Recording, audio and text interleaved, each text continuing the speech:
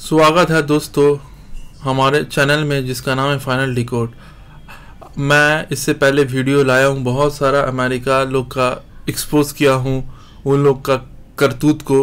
तो आज मैं आप लोगों के सामने अमेरिका किस तरीक़ा से फॉरेन गवर्नमेंट को ओवरथ्रो करता है, उसका क्या टेक्निक होता है, उसके बारे में बात करूंगा। ऐसा नहीं है कि मैं आपको सब टेक्निक बता दूं, क्योंकि मैं खुद CIA का कोई एजेंट नहीं हूं। जो मुझे पता हो, जो रिसर्च के थ्रू जो मुझे पता चला है और जो बेसिक टैक्टिक्स है जो CIA अपनाता है फॉरेन गवर्नमेंट को ओवरथ्रो करने का, उसके बारे में मैं थोड़ा आप लोगों को आज बता देता हूँ।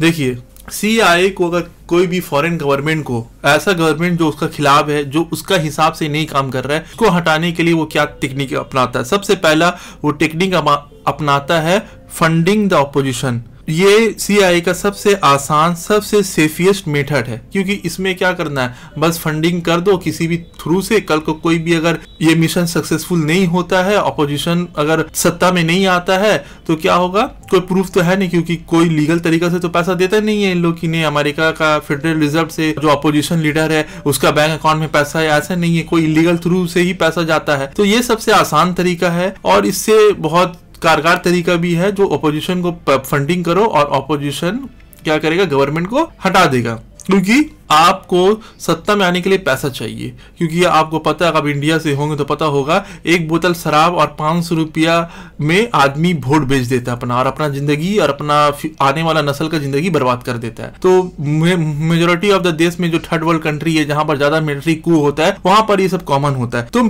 सबसे इंपॉर्टेंट चीज, कहीं भी कू करवाना है तो उसके लिए आर्मी को साथ होना जरूरी है। अगर आर्मी ऑपोजिशन का साथ हो गया तो ऑपोजिशन क्या करेगा, आराम से मिलिट्री कू करवा सकता है। तो ऐसा वो साउथ वियतनाम में 1963 में किया था, ब्राजील में, ग्वाटामेला में भी ऐसा ही किया था। क्योंकि अभी बहुत सारा डिक्लासिफाइड डॉक्यूमेंट CIA का बाहर आया है, जिसमें हम लोग को ये सब चीज पता चलता है। मिलिट्री जनरल लोगों को पैसा देके, वियतनाम का मिलिट्री जनरल लोगों को पैसा देके, वहां का एक लीडर था, उसका नाम था नो डिन डियाम। इसका ऑपोजिशन था, उसको पैसा दिया और मिलिट्री कू करके इसको हटा दिया। अगर ये तरीका भी कारगर नहीं होता कि ऑपोजिशन एकदम निकम्मा है, पैसा लेके खा गया और सही तरीके से प्रोटेस्ट नहीं किया, ना ही मिलिट्री कू करवाया, ऐसा सिनेरियो में अब वो लोग क्या करता है, CIA अपना जो भाड़ा का टट्टू होता है, जिस तरीका से ब्लैक वाटर हो गया, अभी तो ब्लैक वाटर नहीं है, लेकिन उसका अलावा बहुत सारा ऐसा ग्रुप बन गया है जो इसको प्राइवेट मिलिट्री कंपनी बोलते हैं, उसको हायर करता है और पैसा देता और बोलता है, जाओ जाके ये लीडर मेरा बात नहीं मान रहा, उसे जाके असैसिनेट कर दो। दूसरा जो कारगर तरीका वो है असैसिनेशन। यहाँ पर CIA क्या करता है कि जो लीडर उसको पसंद नहीं है उसको मरवा देता है, उसके बाद जो अपोजिशन लीडर है उसको अपना कठपुतली सरकार का तरह उसको बैठा देता है। तो ये चीज CIA रेगुलर करता है और आज भी करते हुए आ रहा है। ये चीज कांगो में किया था, एक लीडर था, उसका नाम था पैट्रिस लुमुम्बा। उसका साथ ये किया था, बहुत सारा असैसिनेशन अटेम्प्ट करवा, लेकिन ये मरा नहीं, क्योंकि ये जो लीडर था कांगो का, ये मजबूत लीडर था और कांगो को ये आजादी दिलाने के लिए बहुत बढ़ चढ़कर हिस्सा ले रहा था और ये कांगो को मजबूत बनाने मांग रहा था। तो इसका जो पब्लिक सपोर्ट था बहुत अच्छा था, तो इसको बहुत बार असैसिनेशन करने का अटेम्प्ट किया गया, लेकिन फेल हो गया। तो लेकिन 1961 में CIA कामयाब हो गया और इसे असैसिनेट कर दिया गया। लेकिन पब्लिक सपोर्ट इसका इतना मजबूत था कि ऑपोजिशन को गवर्नमेंट में आम पब्लिक लोग आने ही नहीं दिया। 4 साल तक सिविल अनरेस्ट रहा, तो जाके कांगो में अमेरिका का हिसाब का गवर्नमेंट बना।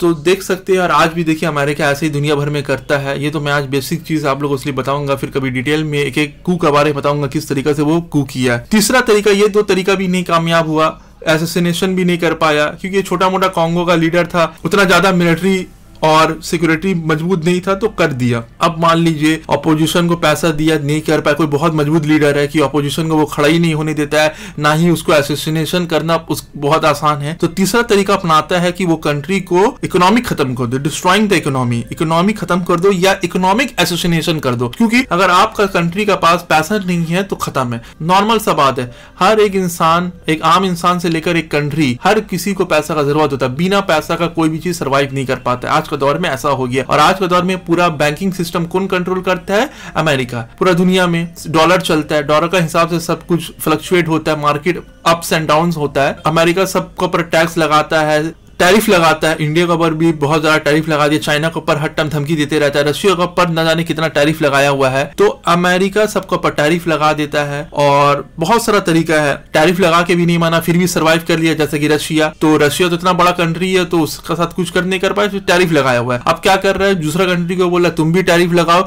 या जो रशिया से दोस्ती है, जो रशिया से सामान खरीदा उसके ऊपर टैरिफ लगाओ। ये तो बड़ा कंट्री है क्योंकि डायरेक्ट तो लड़ाई नहीं कर सकता है, तो ऐसा करता है। फिर भी रशिया एक मजबूत कंट्री है तो सर्वाइव कर जा रहा है। लेकिन अब जो कमजोर कंट्री है वो लोग टैरिफ में ही खत्म हो जाता है। अगर टैरिफ में भी नहीं वो लोग को बर्बाद कर पाया, ट्रेड एम्बार्गो लगा दो, मतलब उस कंट्री में ना ही कोई माल घुस पाए ना माल निकल पाए। ऐसा ट्रेड एम्बार्गो 1970 में चिली में लगा दिया था। चिली में जब वो चिली में सत्ता परिवर्तन हुआ और चिली में कम्युनिस्ट गवर्नमेंट आया तो वो क्या किया, देख रहा कि यहाँ पर ना इसको जो फिडेल कास्ट्रो था उसको असैसिनेट नहीं कर पाया, ना ही वहां पर, क्योंकि उधर पर आवाम का जनता फिडेल कास्ट्रो का साथ था, ना ही उधर पर अपोजिशन इतना मजबूत था क्योंकि उन लोग खुद कम्युनिस्ट लोग अपोजिशन था, लोग आए तो अपोजिशन कोई था नहीं। तो अब इस सिनेरियो में आप बताइए कि उन लोग क्या करेगा, ट्रेड एम्बार्गो लगा दो, क्योंकि रशिया से इसका अच्छा दोस्ती था यूएसएसआर से, तो इसको ऊपर टैरिफ लगा दिया, कोई फर्क नहीं पड़ रहा, ये लोग तो आपका जाकर रशिया से सामान खरीद रहा था। तब बाद में क्या किया, ट्रेड एम्बार्गो लगा दिया, ना ही कोई यहाँ पर माल इसको बेच सकता, ना यहाँ से कोई माल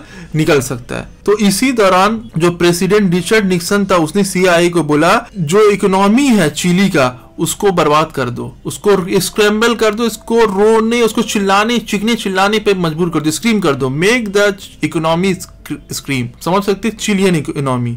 देखिए मेरे से एक गलती हो गई, मैंने बोल दिया था कि फिडेल कास्ट्रो के बारे में, जबकि ये फिडेल कास्ट्रो तो क्यूबा का था। ये चिली का एक लीडर था जिसका नाम था सैल्वाडोर अलांडे।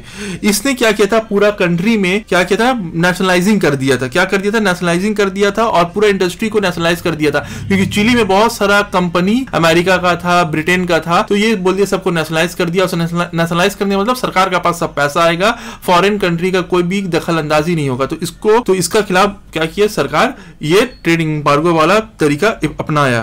तो उसके बाद 3 चिलियन ग्रुप लोगों के साथ मिलकर ये लोग प्लान किए कि ये अलांडो को हटा दिया जाए, और इसको प्लानिंग किया गया और वो लोग पूरा कोशिश किए, पूरा तरीका से चिली का इकोनॉमी को बर्बाद कर दिए। उसके बाद जनरल अगस्टो पिनाको 1973 में मिलिट्री कू करके आता है, और उसके बाद पिनाको का तो अलग ही कहानी है, कभी बताऊंगा तो कितना एक रेन ऑफ टेरर का दौर आ गया था 1973 में, लेकिन अमेरिका को कोई फर्क नहीं पड़ा। ठीक है, एक अच्छा लीडर को हटा के एक जालिम रूलर को, डिक्टेटर को बैठा दिया। चौथा, मीडिया टेक ओवर। ये भी 3 तरीका नहीं कामयाब हुआ है तो क्या होगा, मीडिया टेक ओवर का बात की, मीडिया को अपना हाथ में कर लो। अब मीडिया तो पता ही है, मीडिया क्या करता है, मीडिया थ्रू आप आदमी लोग का जहन को बदल सकते हैं, आदमी लोग का माइंड को अपने हिसाब से ढाल सकते हैं। तो अमेरिका में एक बहुत प्रोपेगेंडा चलता था। 20वीं सेंचुरी में 40% जो रोम डेली अमेरिकन जो था न्यूज़पेपर रूम का, उसका 40% आपका जाकर ओनरशिप किसका हाथ में था, अमेरिका का हाथ में था। तो अमेरिका का सीआईए का जो आज फॉर्मर सीआईए का एजेंट लोग है वो लोग बताता है हमारे लिए न्यूज़पेपर खरीदने से ज्यादा सस्ता है एक रिपोर्टर को खरीदता।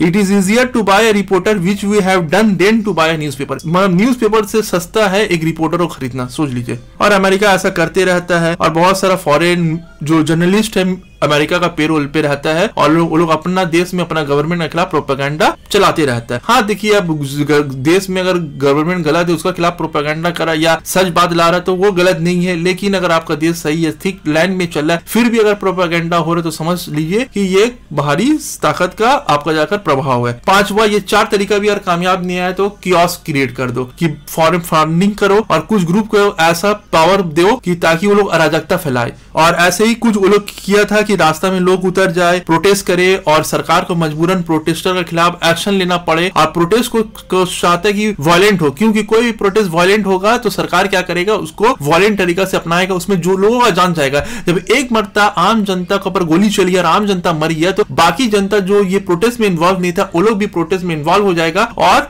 सरकार को खिलाफ बगावत कर देगा। तो यही चीज वो लोग सबसे पहले ईरान में किया था। जो मोहम्मद मुसद्देक है इसने भी क्या किया था, जो जितना भी ईरानियन ऑयल है सबको नेशनलाइज कर दिया था, क्योंकि जितना भी ईरान का ऑयल था वो या तो ब्रिटेन या तो अमेरिका का कंट्रोल में था। तो मुसद्देक ने क्या किया, पूरा नेशनलाइज कर दिया। तो इससे गुस्सा आके क्या किया, मुसद्देक के खिलाफ प्रोपेगेंडा शामिल कर दिया। मुसद्देक को कैसे घटाया, इसके ऊपर भी एक लंबा वीडियो है कि किस तरीके से फॉरेन फंड, जब देश अच्छा तरीके से चल रहा था, देश एकदम समझ लीजिए कुछ लोग नाराज थे, तो हर देश में हर कुछ लोग नाराज होंगे, नौकरी नहीं था उन लोग के पास, तो कुछ लोग प्रोटेस्ट किए और उस प्रोटेस्ट को इन लोग वायलेंट बना दिए, पैसा देके कुछ गुंडा लोग को हायर किए, बाहर से लोगों को भिजाए और उन लोग जाके नॉन वायलेंट प्रोटेस्ट को वायलेंट किया। सरकार को प्रोटेस्टर के खिलाफ सप्रेशन करना पड़ा और उसके बाद पूरा तरीका से फिर ऑपोजिशन को लोग खरीद के पूरा तरीके से सरकार गिरा दिया। और जो ये जो मुसद्देक है, मोहम्मद मुसद्देक, इसको जिंदगी भर अपना घर में हाउस अरेस्ट रहा। सोच सकते हैं कि अमेरिका का खिलाफ अगर आप जाते हैं तो क्या क्या तरीका अपनाता है, और